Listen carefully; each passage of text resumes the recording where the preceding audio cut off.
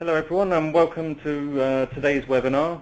This webinar is all about money mapping and how to use customer insight to find your perfect prospects.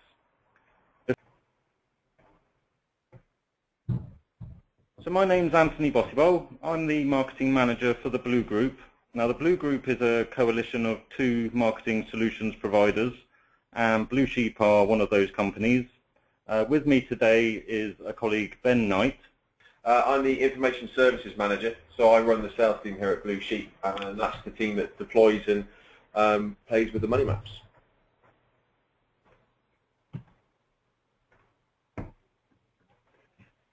Okay, so a few introductions to Blue Sheep. So Blue Sheep was founded by a man named Ian Lovett. Ian needs very little introduction to the world of data, particularly here in the UK. He speaks at many events around the country. He's previously held roles as the chair of the Institute of Direct and Digital Marketing between 2005 and 2010. He's also held the position of board director for the DMA between 2007 and 2008. Blue Sheep and Ian are the inventors and creators of the money map. It's an exclusive piece of customer insight analysis that we've generated here within the business. The Blue Sheep expertise lies very much within customer analysis, customer insight, customer intelligence, and anything to do with the world of data. We've been doing it for 26 years, so the money map has been refined over that time, and we provide our database and data analysis services to the B2B and B2C markets. And lastly, as I mentioned before, we at Blue Sheep are a Blue Group company. So you'll see there on the screen the other company that we are sistered with is Blue Ven. So the Blue Sheep Board of Directors acquired a business in 2013, rebranded it to become Blue Ven, and these two businesses now sit together under the umbrella of the Blue Group. So quickly, what is money mapping? So money mapping is essentially a form of customer segmentation and analysis, but it's taken to a completely new level beyond the capabilities of most organizations to be done in-house. The way we do it, we compare your customer base with what's called the UK Business Universe. The UK Business Universe is something that Blue Sheep own. It's an aggregated view of the market. And what we do with that is we can then enhance the data, and we enhance it with key information from the UK Business Universe.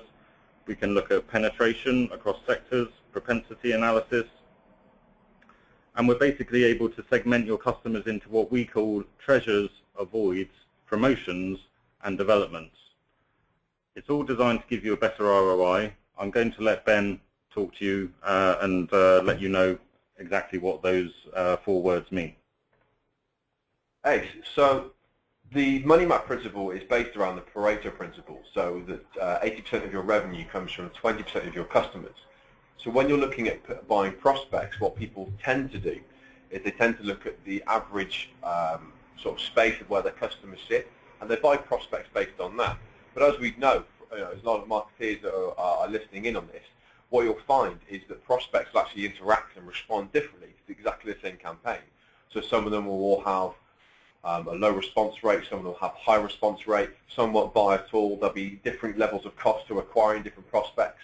And what the money map does is actually gives you the insight to target those people that on this, for example, you'd be targeting prospect number 2. So although everyone looks the same to start off with, you can put a lot of detail behind it by mapping out your existing customers, so you can go for people that are easy to win, have a high return on your marketing, and you get sales almost every time. So what do? We map it out your customers on a Boston matrix. So from bottom to top, you have market penetration. From left to right, you have revenue factor analysis. We then map out your customers against this. So on this, you've got two different customers, two different colours, which is represented by high or low growth by Oxford Economic Forecasting. And each one of those dots is then a cluster of your customers done by 2 to 3 digit SIC and employee bands. It allows us to segment your customers into certain little boxes and work out exactly not just where they sit, like by market penetration, but actually how much that segment is spending with you in proportion to what's available in the rest of the UK. So typically what we find is that where the majority of the customers sit is where marketeers will spend their investment. So that's their easy wins. That's where they would spend their marketing to win new customers. What we do is we tend to twist the marketing and start investing in what we call the treasures in the top right. So you can see here the skew, that's where we start to prospect. So these are the 20% of the customers that are generating 80% of the revenue. In the top left you have sales promotions, which by market penetration is still very high, but you're not actually getting the revenue from there. Bottom left you have developments, which you have, so bottom right you have developments, which that's where you're not winning as many customers, but they're spending a lot of money with you. So you need to understand exactly what trends are in there and why you're not winning those businesses. And avoids are bottom left. And typically we find a lot of people with their prospects especially actually have a large number of avoids. These are people that no matter how much you market to and spend money on, they're either not going to sign up at all, or if they do, not going to spend very much money at all. So by twisting the revenue up to the right, what we then do is remove the chance of kind of going for any avoids, and we start to look towards the detail behind that. So the money map spits out a table that looks like this. So along the left-hand side, you can see the names of the different quadrants we've got. So treasures, sales promotions, market developments, and avoids. And they're color-coded. So in each one of those, you have two to do with high or low growth. So if you were to summate them at the top, the darker color of each line is the total of that high and low growth segment. In this particular example, you can see the number of customers they've got and the proportion that is against their customer base. So the customers are 20,833, which is 39.72% of their customer base. What's really important to know is that towards the right-hand side, that generates £19 million worth of revenue, which is 70% of this particular client's revenue. What's interesting is the avoids is still a hefty chunk of their customer base. Just 20% of their customers on this, 20.71 to be precise, and that's only generating 7.82% of the revenue. Now, it's still a hefty chunk of money. There's £2.1 million there. But if you were going to spend your marketing on anything and going to invest in winning new business, I'm pretty sure that everyone on this would agree. You go for the treasures. You go to the ones that you're winning easy win prospects, and you're going to get a much higher return on your investment by doing so. What makes this different from the kind of in-house marketing that you can do or analysis that you can do is this is measured against the UKBU. So your file is run against it, which means that we can understand not just what works well from you, because everyone can tell who their biggest, best customers are, but we can work out what doesn't work well for you, where whatever marketing you're doing, the current content and activities that you're generating are winning you the wrong type of customers. So we can just stop marketing to those straight away. We can invest every pound and penny that you've got towards those customers that are going to reward you for spending money on them. If you look for the column called prospects, this then allows us to tailor the UKBU that we have to a certain marketing pot. In this one in particular, it's for direct mail, and tell you how many prospects sit under each segment for you to then target.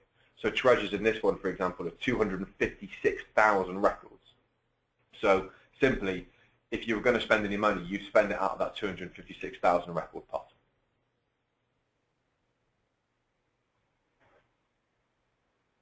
That essentially means that when you're looking back at your prospects, everyone looks the same. Everyone's in the same kind of band, and everyone were to have a higher propensity and more realistically spend the same.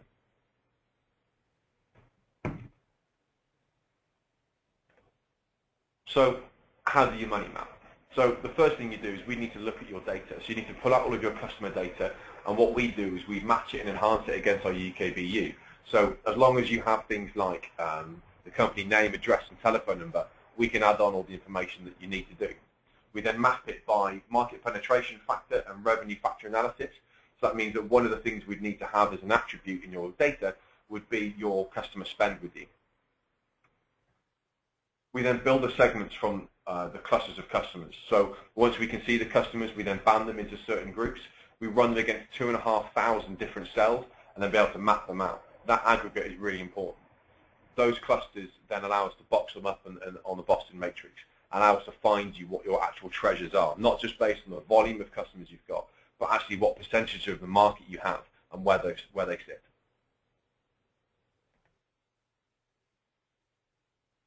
So these are a selection of people that have gone through the money map. It's had a few different names over the years. but essentially it's always been a multivariate analysis. Obviously, we can't go through exact details of what each one of these did, but essentially it's all for new business acquisition using the money map. Just going back to the money map table that we were you were referring to before. So just bear with us. So this table here, can you explain what that MPF score is? Sure. So on the bottom matrix, it has a standard level of worth. So for the market penetration factor, it's done on a score of 75, an index score of 75, and then the revenue factor analysis, so the line that goes horizontally, is done on a score of 125. This is the kind of line in the sand that we draw, so the middle point is most relevant. Okay, and the universe and prospects column there, you're saying the prospects, where do those prospects come from? Is that from the UK business universe? It is, yeah. So there's a universe figure, which is the size of our entire file. Now that won't be, every record in there is suitable for marketing because we have quite a high standard for our data. So what we do is run a number of suppressions and tweak it for every single client. Mm-hmm. This one in particular wanted to do direct mail and send out catalogs. So what we do is we run every single mail suppression we have so that every single record has a full contact name, the address, obviously it's pathed, has a suppression, is able to receive direct mail, and would have any of their own customers and prospects they already own suppressed against that. So on the universe column it says 5.2 million, and on the prospects column it says 2.6 million right at the bottom. So that 2.6 million is the total prospect pot that you can go for. Obviously the idea of the money map is it reduces when it tells you the size of the market you've got, but it actually hones it in on the higher value ones. So although there's 2.6 million records available for them to market to, we'd say that there's 256,000 they should really be targeting. Okay, and the UK business universe, can you explain a little bit more about that? Yeah, so it all started from, I think 20 years ago, there was a view in the world of data that no matter where you bought data from, you'd always end up with the same amount of companies because the lists were around about the same size. Mm-hmm. What our founders did, Ian Lovett and John Wright, was combine a few different lists together and realise that there was overlap. So although a few of the companies are on exactly the same lists, on different lists, but by overlapping the different data sources, you're going to get kind of a tail around the outside of new records. So that combined, if there was 100,000 records, for example, combining the two, you'd get 130,000 total volume. And that's kind of how the UKBU started. We now pull in somewhere between 10 sources, including suppression files, and we rebuild it and refresh it every month. So we've got Data HQ, Intelligent Data, Dun & Bradstreet, Corp Data, just to name a few off the top of my head, including loads of suppression files. And now we have about 4.5 million records that are as good as data can possibly be, refreshed every month. Okay, and once this analysis is done and you've pinpointed, you've segmented the customer base into treasures, the sales promotions, the avoids, and the market developments, what then happens with that data? Does that go back to the customer? Yeah, so that customer base will go back to them with the scores attached. So we rank it by these 4 different quadrants, but there's actually the end result of the money map is you get what's called a cascade report, which is a top to bottom list of all the ideal prospect segments you can get, and each one of those segments has a score, and your records would be scored up with that index because you'd be quite detailed about it. It also gives you a breakdown by 5-digit SICs. You can go into huge amounts of detail and really, really granular by segment, by treasure or sales promotion, market development or avoids, or by score or by specific industries. Okay, great. Okay, we've got some questions coming in just while we've been talking about that table. I've got someone here who's saying, I know my best customers already. How is the money map going to tell me anything new that I don't already know? That's a really good question. So it's not just about understanding who your bigger, better customers are, but by looking at your entire customer base. So instead of sending over like a sample or a few records, we'd have every single client of theirs. We'd understand what doesn't work as well as what does. We'd be able to translate and dissect the noise of the customers. What is a really good kind of example is when a customer has, or a client of ours has accelerated growth, and wins loads and loads of new business and they're doing really, really well, obviously they want to target on the bigger, better customers going forward. And it's all very well knowing what they are individually, but understanding what doesn't work as well means that you can really hone in and really tighten up your marketing. Okay, and the another question about the Oxford economic forecasting that you mentioned and how that works, and is that by sector or is that to the individual business? It's done by sector, so it's done by geography and by industry. It's based on the Oxford economic forecasting. They provide us with this forecast for the next 12 months of how that industry should work. So a printing press up north compared to a printing press down south would do differently. It's pretty detailed and it's steered us well. You know, we've had it for a number of years, and it's interesting to see how the different segments perform based on high or low growth. So if you're a debt collection agency, for example, you probably want to go for the low growth segments because some of those businesses will be in decline, whereas ones with high growth might not be so much in your space. If you wanted to look at people that were going to make a big investment or have a line of credit, you probably wouldn't be targeting people with low growth or decline. You probably want to look at the high growth. Sure. And are there any sectors in particular that you tend to find that the money map is more applicable to, or does it work across all sectors? From our point of view, the biggest thing, it works with almost any business model. And I'm not just saying that, it genuinely does. I mean, the proof of concept of it is free, so we can always run it and see quite quickly. What happens best for the biggest and quickest ROI is if a business has a campaign that's either run through a catalogue or a call centre or a huge amount of outbound activity that we can quickly, directly impact. We have used it to take people into direct mail for the first time. We've used it to help people grow their call centres and their business, new business kind of sales teams very quickly. We've had huge success doing that. But as long as you have a different customer value, and at least I'd say probably about 4,000 customers in your business, the money map works really, really well. Okay, that was actually one of the questions that was being asked, was what size of database do you need for this analysis to work best? So you're saying around 4,000 minimum? Yeah, we have the 2,500 cells in the money map, so you can run it on less, but what has to be important is we have to be able to create those clusters. If you have one customer in one industry that's a massive spender, it could be a freak. So the really important thing is data analysis. So we run everything and compare it against 5 million records. So we have to have enough to be able to do that in the first place. Otherwise, it will tell you things that you already know.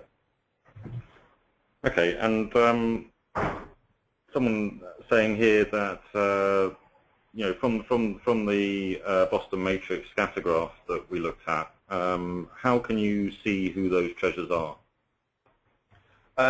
So from the Boston Matrix, there are two ways of doing it really. The first way is we supply your data back, let it be coded as treasures, so you can simply see it that way.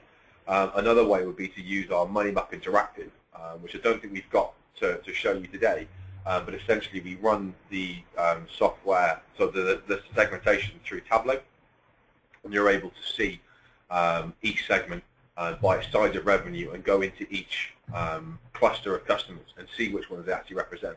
You're actually also able to see what prospects they represent as well, so you can compare them and see if it would work for you. Okay. Another question here, quite a long question. We're the market leaders with the majority of customers in our market already. Would the money map be of any use to us when our prospect market is actually quite small and we know who they are?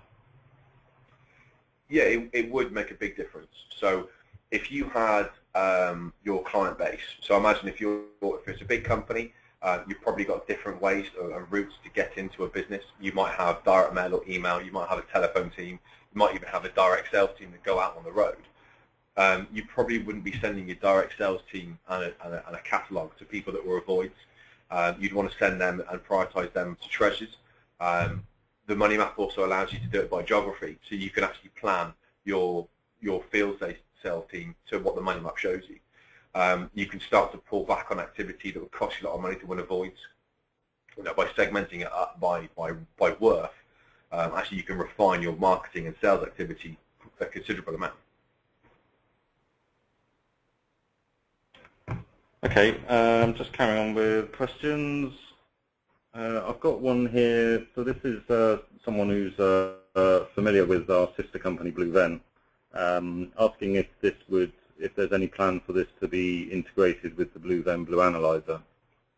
Yeah, there is. So the interesting thing with the money map is it gives you the insight to be able to action against certain prospects and customers against their potential worth by putting it in something like Analyzer. And for those that don't know what Analyzer is, it's a drag and drop segmentation tool that you can have your data in.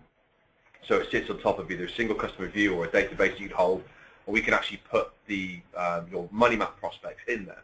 So you can build a campaign very quickly and communicate to them in different ways. So you know that you can start to measure responses. So you know that you'd follow up treasures, much further than you would avoid. And you know that you would only email some people, but you could set up a telephone campaign or a direct mail campaign to your analyzer. And you can start to do that in seconds rather than having to pull and churn loads of data. So in that regard, obviously there's people on this webinar who don't know about the Blue Analyzer product. So I think you described it pretty well. But so essentially, you could have your treasures, your high low growth treasures. You could have your sales promotions, high growth, low growth, and if you wanted to campaign to a selection of high growth treasures and high growth sales promotions and maybe low growth treasures, that you could splice and dice those together to run your campaigns. Yeah, people use it for different reasons. So I've got one client that uses it as a accounting tool to be able to give insight to the rest of the business, and then starts to drive campaigns from it. Some people will use it to improve their communications. So because it's based on a column-based database, it will actually allow you to communicate to a large prospect pool in a one-to-one kind of way. So by splicing and dicing it, yeah, you can go by just treasures, but even by industry. So you could send out something that's specific for an industry that everyone that's a treasure. You can go to incredible detail rather than just by high growth or high value prospects. Okay, and how do you take the data? Is there any specific format that the data needs to come to you for? I think we can take any format, which I'm sure the techie guys here would shoot me for saying. But we can take it in Excel, CSV. The most important thing is that we can match it. So for that, we'd have to have company name, full address and postcode, and telephone number. We can do it on a little bit less than that, but just be warned that it does affect the match rates. And is this exclusive to the UK? We can do it outside the UK. We've done it a few times where we've actually helped customers expand into Europe or America or Australia. So any the easiest thing or the quickest thing is if it's an English-speaking part of the world, we can translate the money map and the findings of the UK side of the business into another country. We can source external databases to be able to match against to run this analysis. The algorithms and equations work, from wherever you are. But again, it depends on how much data. Typically, you find with data, the hotter the country, the worse the data is. So I don't want to promise too much, but it can be done.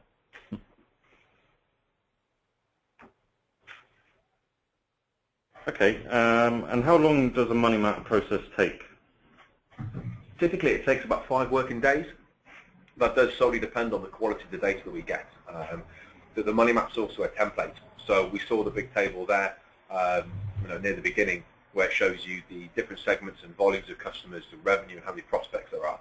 You can add things on the end of that. So you could have average response time per segment. You could have the preferred inbound channel. It could be how many direct mail pieces it takes to win them, or their 3-month sales value and their lifetime year sales value.